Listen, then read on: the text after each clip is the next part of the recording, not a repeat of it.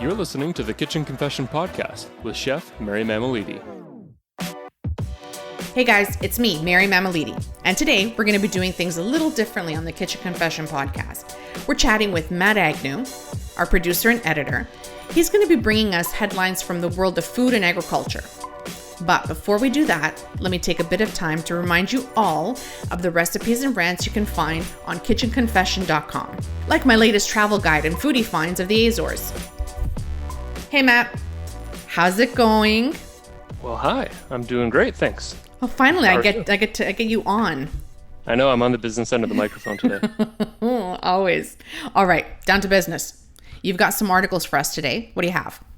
Yeah, absolutely. So this first one is really interesting. I don't know how often you think of like farming and farm technology, but like there's a lot of stuff that a lot of tech that has its roots in farms like across the country, right? Like you got GPS technology, and you've got like autonomous vehicle technology, of course, already in use. But artificial intelligence is coming to farms. What? Yeah. So there's at a recent competition at Wageningen University and Research, that's in the Netherlands, they challenged teams to create an artificial intelligence greenhouse system. So there were 5 teams with team members from 9 different countries, and they got 96 square meters to work with. But the real challenge was they only had one day to set up the lighting, the sensors, the webcams, all the stuff that they were going to need to run the challenge from Redmond, Washington, in the U.S. 5,000 kilometers away from the greenhouse. Okay. Right. So if you forgot to turn on your tap, you're kind of pooched. Right. Right. Like, I don't get this. I'm still so confused by it. Yeah. Okay. So Canada's Team Sonoma, was a collaboration between Agri-Food Canada, it's a branch of the government, and they, of course, were bringing the crop physiology and the energy conservation knowledge, and Microsoft Research, of course, with the artificial intelligence expertise. So they won the competition with a high-wire cucumber production system. I'm sorry to laugh, but go ahead. I mean... Yeah, cucumbers, maybe not the most exciting thing, but... I was waiting for like just something really, and then it's cucumbers. Anyway. Yeah, all right, we'll give them that. It's super complicated, right? So go with an easy crop, I guess. True, okay. Right, okay. So Dr. Jiuming Hao, so he's an expert on crop physiology and energy conservation. He said that, quote, "We went with a high yield, high density, and high lighting system, because with high plant density, you can obtain high yield, but sometimes you get poor quality later on. But with the strong lighting, and they had 4 months to do this, so says, I knew we'd be okay. Plus, electricity is less expensive in the Netherlands than it is in Canada. So the whole competition was essentially based on net value. So you take your gross output and subtract everything you put into it. So all your equipment and your monitoring costs, your water, your electricity, all that kind of stuff. Okay, and this was all monitored and executed from here. Yeah, that's right. So the webcams and the sensors and all that kind of stuff was monitored by the artificial intelligence system. So it would monitor it 24/7. Okay. It would constantly adjust the humidity, the light, the temperature, CO2 levels even, and then it'd take photos to be reviewed by the team, so they could constantly kind of tweak what the artificial intelligence system was doing with it.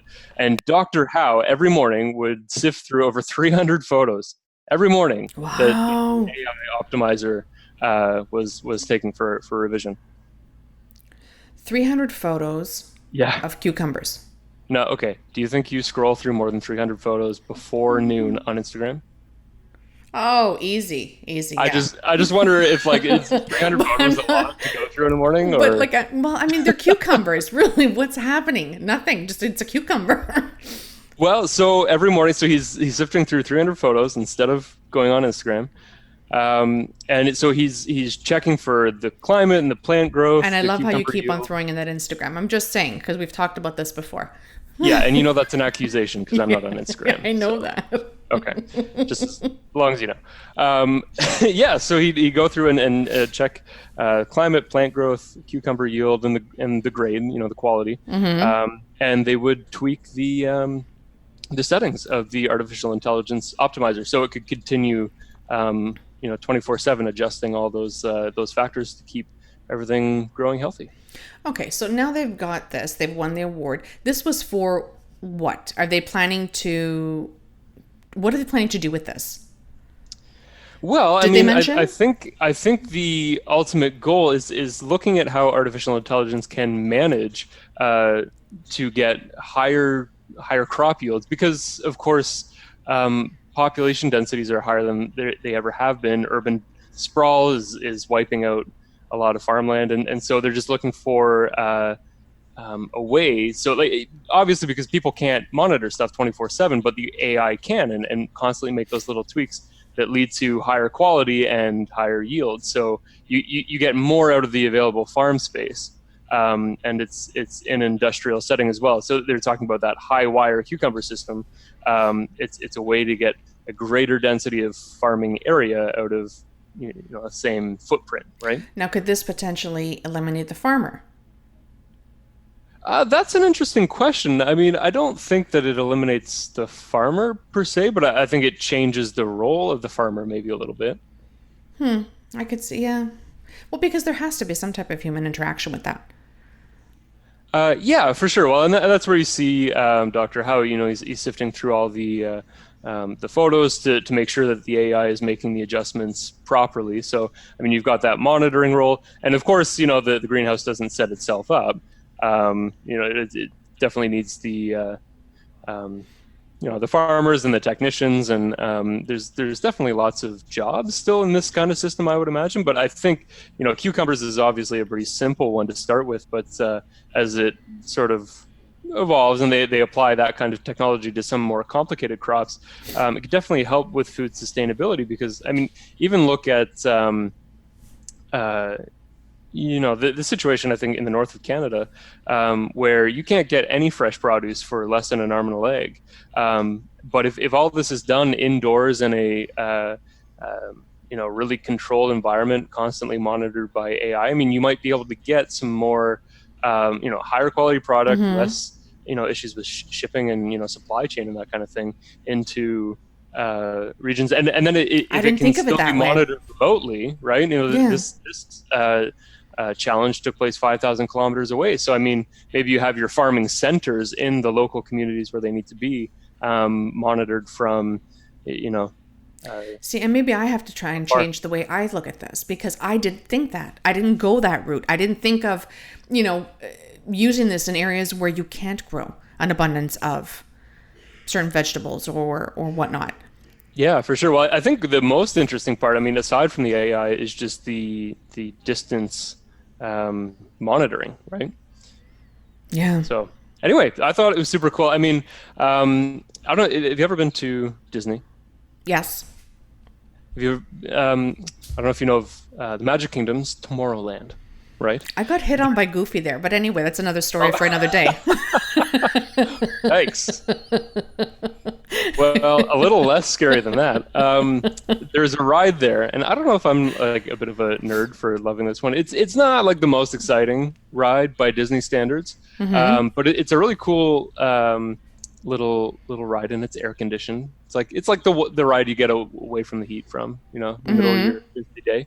It's called Living with the Land. It's like a really interesting exhibit on like experimental farming techniques. So you get in this little raft and it floats you down this like little river through one of those lighted Disney dioramas of the history of, I guess, food production. All the way from like hunter gatherer to present day, and then you kind of come through into this super high tech greenhouse, which is all the latest cutting edge stuff that the Disney Epcot scientists are working on, and there's like genetically modified stuff, and there's actually these that genetically modified stuff just it gets me a little bit. Like it freaks me out.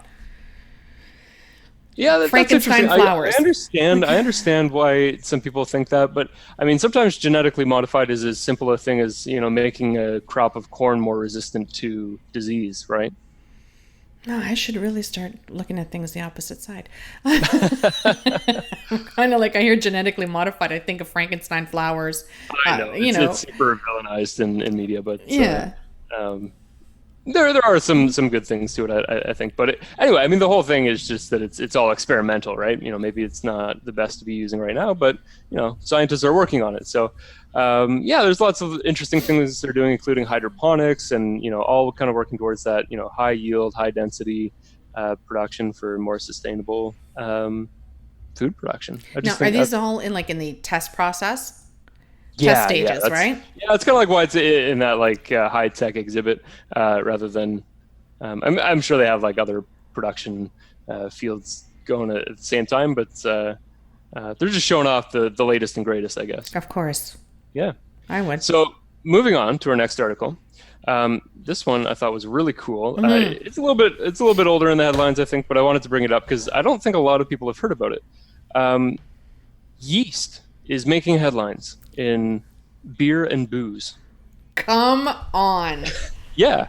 So this was super, super crazy. Archaeologists in a couple of different areas, but they've had digs and findings that have led to some interesting experiments in booze and bread because they've found yeast samples and been able to extract them from a couple of different areas in and around Egypt.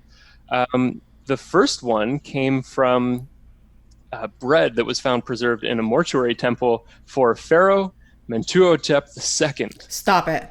Yeah, it You're was like kidding. preserved bread. I don't know how it lasted that long, so don't ask me.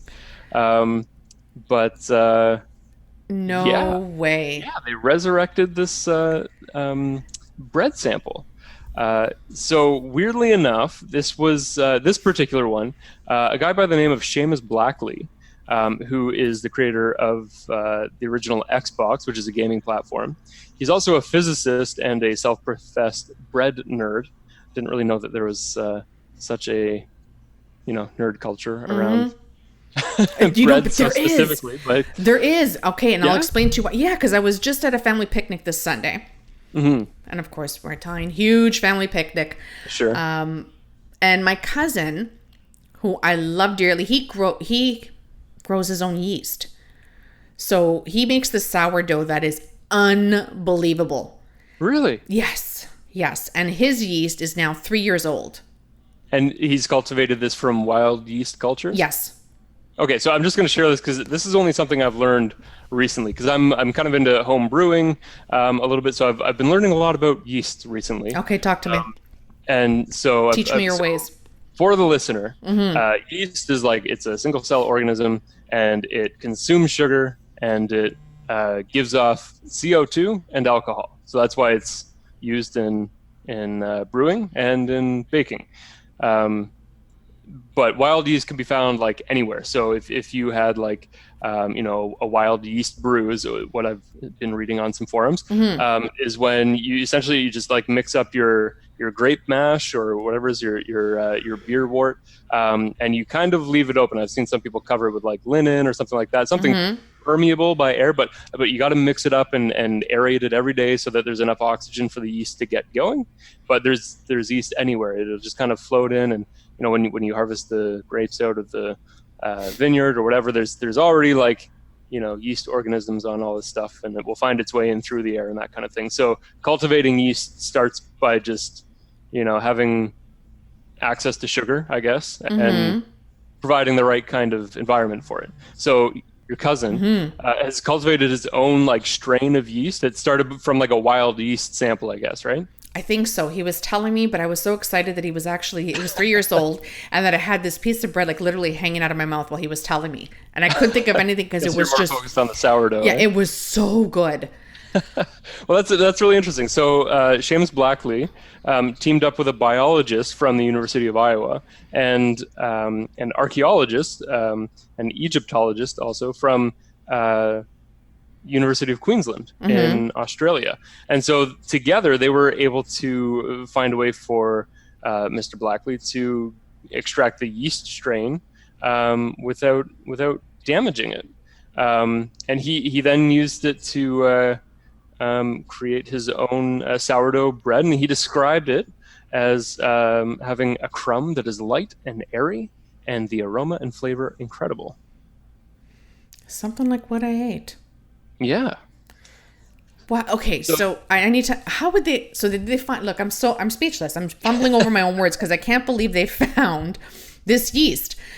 Yeah. So was it literally a piece of bread, or was it? The article from the New York Times mentions that it was a preserved sample of bread from the mortuary temple. So I don't know what that looks like. I find it hard to believe that a piece of like an actual piece of bread lasted for millennia, but maybe this second article that I have about the yeast in a separate archaeological finding, Israeli researchers discovered shards of ancient jugs, likely to be either containers for bread or mead or beer. And the porous nature of the ceramic allowed like little spaces for the yeast to kind of survive, little pockets, right? And yeast, if it loses access to food, it can go dormant instead of dying off. So some yeast samples were able to kind of take shelter in these little pores of the pottery and survive for over 5,000 years. That's crazy to me. Yeah, and so the Israeli researchers used their samples to create. They don't call it beer, but they called it an aromatic and flavorful drink with 6% alcohol content. Yeah, so it sounds like this. These ancient yeast samples are producing some really incredible stuff. They are okay. So yeast is yeast the base of every beer? No. Yeah, in every alcoholic alcoholic beverage. Yeah, I should say. It's because it consumes the sugar and then it gives you the alcohol. So, I mean, different strains of yeast will have different tolerances to alcohol, and that's where you get difference between beer and wine and all that kind of stuff. There's something called turbo yeast that's used in production for spirits because it has such a higher tolerance to alcohol, so you can get it up pretty high before you even start distilling it. Yeah, so if you give it more sugar than it has alcohol tolerance, it will produce so much alcohol that it kills itself off, and then that's where you get like 12% wine or something like that. Yeah, right? yeah.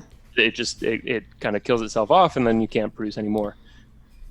And now for the question that everyone wants answered: where can we get a slice of the sourdough? That's a good question. I imagine it'd be very hard to come by, and probably really expensive if you wanted your piece of the millennia sourdough. I'll check eBay. So far, it sounds like it's fairly exclusive to Mr. Blackley and his team of scientists. I know, right? Yeah. All right, what do we got next? So next up, we've got Beyond the Meat burgers have been in the headlines for the last couple weeks, couple months. People are super obsessed with the plant-based alternative to burgers.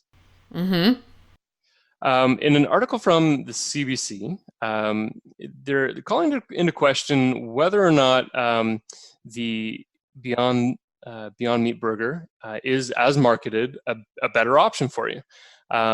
Food scientist Ben Bohr says when you're comparing a Beyond burger with beef, the nutritional composition it's pretty similar. Beyond patty has 270 calories, 5 grams of saturated fat, and 390 milligrams of sodium. In comparison, with Walmart's Great Value beef burger. Oh, come on. Walmart they compare it to? Walmart's burger. Of all the burgers out there. But it's got 30 fewer calories and 2 more grams of saturated fat, but it actually has 300 milligrams less of sodium because it's not pre-seasoned like the Beyond Patty. Though it should be noted that A&W's version, if you get it there, is seasoned a little bit more, all the way up to a cool 1,110 milligrams of sodium. Good Lord, I'm swelling. I mean, it really depends, I think, where you're getting it and what kind of product you're getting it as part of, or what you're doing with it yourself, those take-home ones that you can get. But Toronto-based dietitian and nutritionist by the name of Rosie Schwartz, she says when Health Canada says we should be choosing more plant-based protein alternatives, I believe they're talking about whole foods. They're not talking about ultra-processed foods. Exactly. So, I mean, I have to agree with that a little bit. I mean, anything that you're getting that's prepackaged, it's just not the same as putting it together at home from scratch, where you can control what's going in there, right? But let's face it, I mean, anything plant-based, you do have to add a lot of seasoning to it in order to kind of give you that flavoring you're looking for. Have you tried it? You know what? I haven't had a chance to try it yet, but I'm definitely going to go and I want to compare one from like plates like A&W versus one that you throw on your own grill. I did. Yeah? And what do you think? I did. So I purchased my own patties, the Beyond the Meat patties, and then I tried the A&W burger.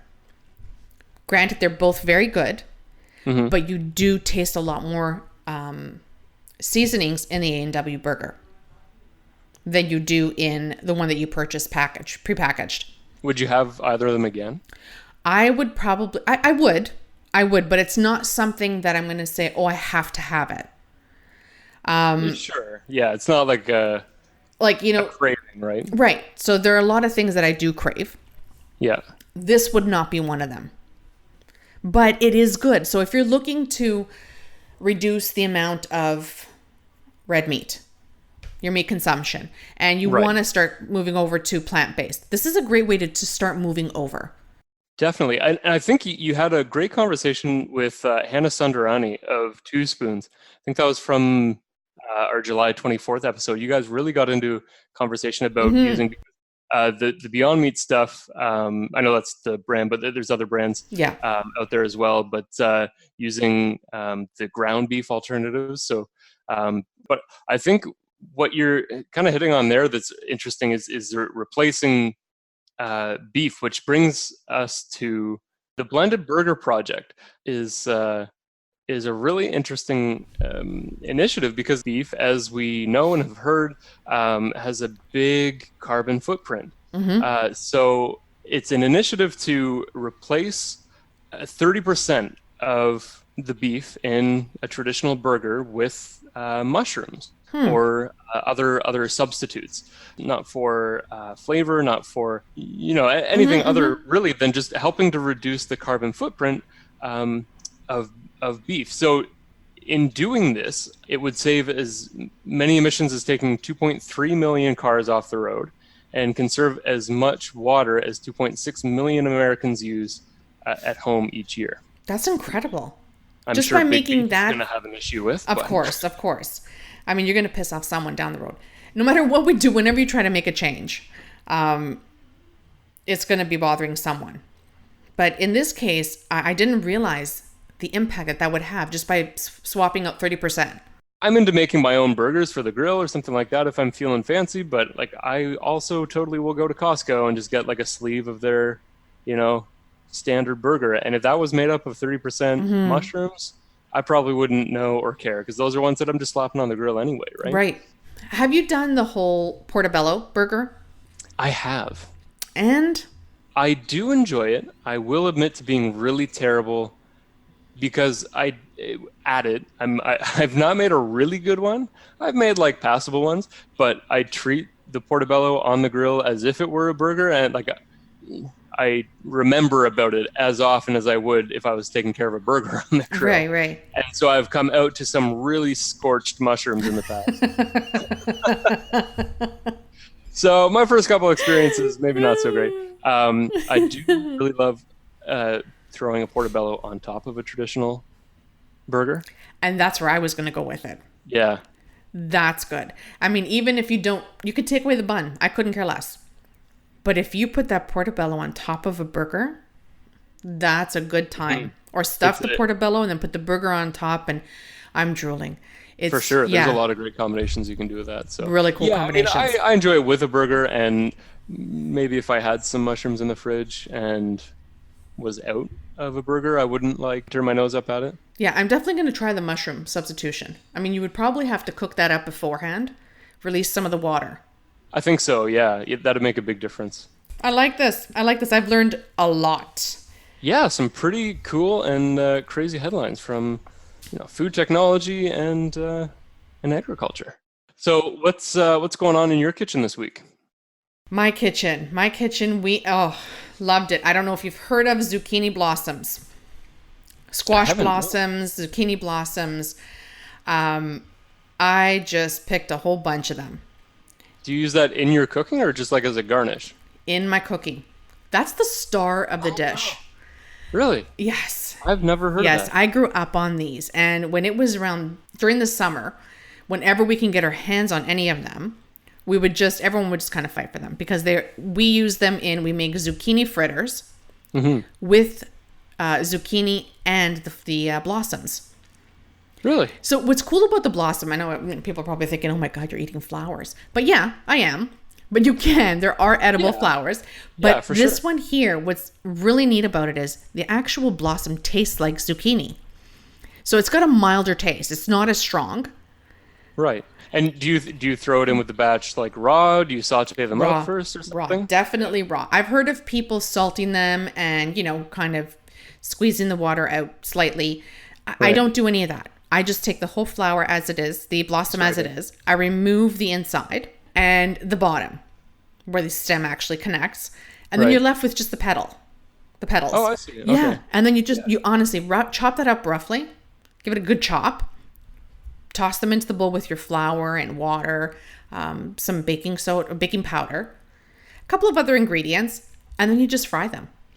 Yeah, and it just gives you that nice subtle zucchini Right. flavor. So it's not on the eat these to lose weight list, but they're really good. They're really tasty. I've put them in a pasta dish I made, which was inspired by a dish Oh that I yeah. had in Italy. And again, it's just sauteing them lightly. You don't need much to them. How about you? Never mind me. I know you enjoy cooking. Well, in my kitchen, recently I'm all about reducing food waste. Yes. I've been using coffee grounds from my herb garden. I've just got right outside my window. Nice. Kind of gives them a little bit of a boost with that nitrogen, and Mm-hmm. yeah, and just like a lot of smoothies and hummus to use up like those B grade fruit and veggies and stuff like that.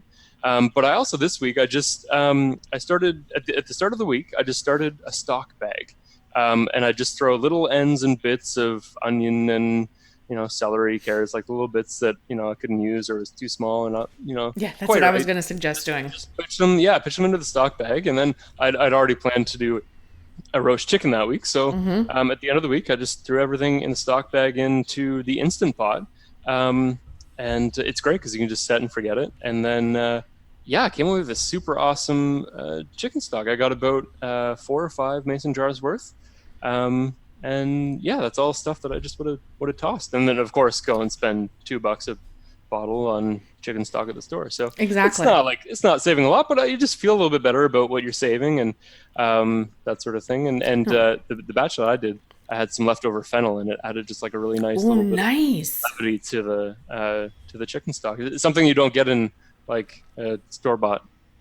No, I in love store that. bought. And that's what I've been working on here as well. I've been trying to do it slowly and over time because I'm learning as I go. I mean, I just feel like over time I've become that person where I wasn't very aware of the amount that I was actually getting rid of. Yeah, So, well, and that's something that I've tried to start doing recently as well. Is I write out my meal plan for the week, and yep. then at the very bottom is another section for food waste, and I actually have been trying to track everything that I'm throwing out. So if it's like half a cup of veggies that I let go bad, it's not very much, but it adds up. And then at the end of the week, you can kind of go back and see, okay, you know what? Next time I don't need to buy the 5 pound bag of carrots. The 3 pound or just as you need them will do, See, right? and this is why we get along because we're the same person when it comes to that. Right. I love that kind of stuff because I do it as well. Even Super type A analytical. well, the the cellophane plastic wrap. Yes. So I I've been went. trying to get rid of that. Okay, I just bought the beeswax wraps. Is that a Bigo? Yes, Yeah, they're the beeswax linen wraps, right? yes. Yeah, super awesome. I've been using those a lot lately. Okay, I just got them, so I can't wait to try them out.